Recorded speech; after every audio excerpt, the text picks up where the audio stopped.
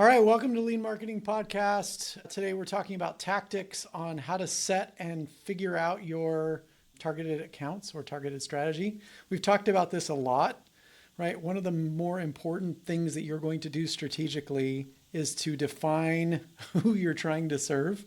If you're running EOS or any one of these operating systems, scaling up, map, one of the things that they're going to ask you to do is to define your target audience and build your list. And this isn't just a hypothetical or a facetious exercise. Hey, we're trying to reach B2B organizations in Orange County. We want you to actually go through and specifically define, how do I find these people? And if you've never done this before, the easiest thing to do is to pull up Surfe, S-U-R-F-E. It's a LinkedIn tool, and it'll allow you to search LinkedIn accounts with the specific criteria. We're going to talk today about how do I build my list. So the first thing that you should look at is positioning is something that requires a courageous strategic mindset.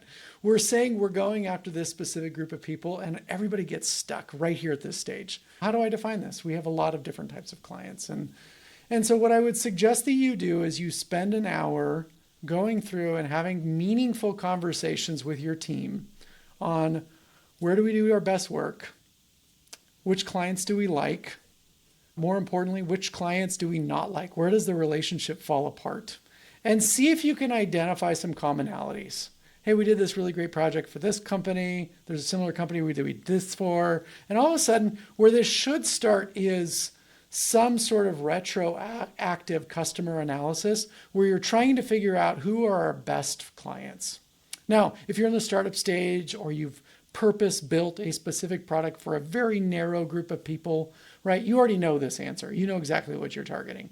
If you're normally a B2B service organization, right? You've got kind of broad, and even B2C, right? You've got this broad set of where you could go in terms of who to target. And so my suggestion is not to say, hey, we're not going to ever do work that fits outside of our targeted account list.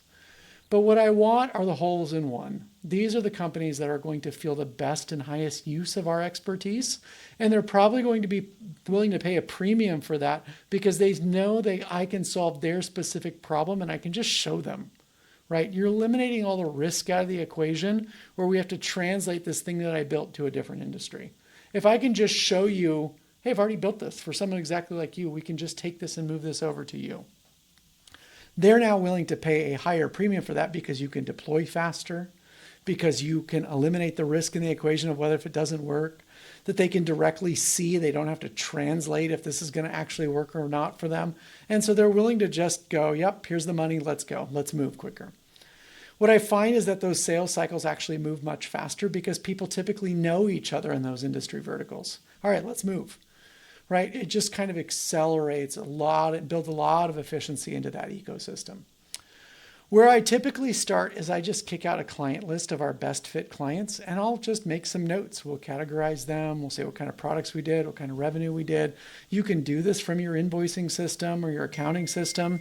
And then what I want you to do is to actually start, just take that list. The easiest thing to do is to feed this into AI and go, give me a customer analysis. Do some research on each of these companies and tell me what my ideal company profile would look like, my ICP would look like. It's going to give you 3 or 4 different tiers. What I'm typically looking for in an outbound ABM strategy is I want to go 200 to 10,000 prospects, targets that I'm going after, so that I can say this is my addressable market, this is what I'm going after, and it's large enough that I can achieve my revenue goals given the amount of competitors that are in the space. There's a lot of really good thinking that goes into this. If you're curious on where I get this logic from, this comes from David C. Baker. If you've ever read The Business of Expertise, he's got a great podcast as well. But there's a lot of good strategy that they can be informed now if your audience is broad enough that you can achieve your revenue goals out of this sort of approach. If you're targeting 10,000 people, you can't really go one-to-one. And so this strategy falls apart. You're just casting a wide net. You're sending automated emails or LinkedIn connection requests, and whoever engages, that becomes your target. if you you're sitting on the smaller end, right? We're sitting at 200 companies.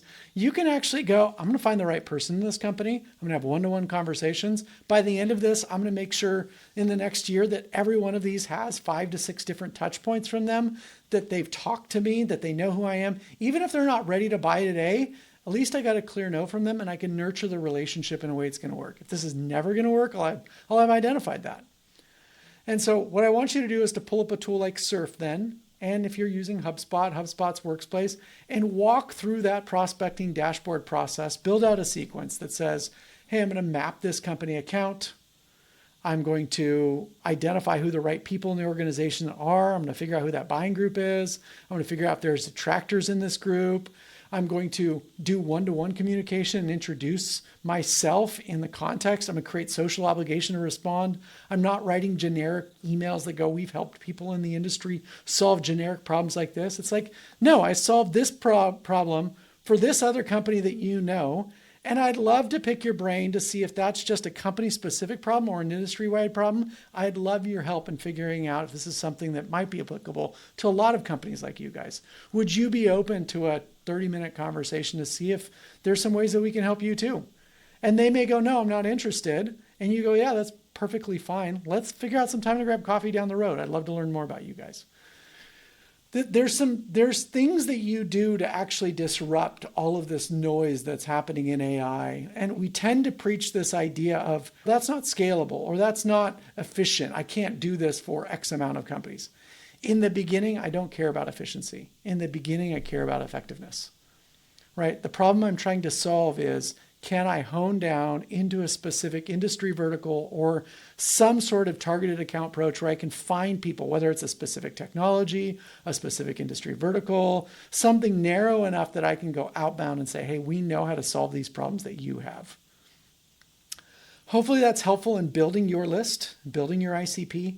In this next video, we're going to talk about how do you actually build a sequence? What are the steps? What are the specific activities that can fit into that? And hopefully this will drive a significantly more amount of growth for you. It's interesting to me with AI. It's just everyone's decided, hey, we're just going to create all this noise and now nothing gets through. If you want to achieve your sales objectives in the middle of a noisy, crowded environment, you've got to find a way to cut through.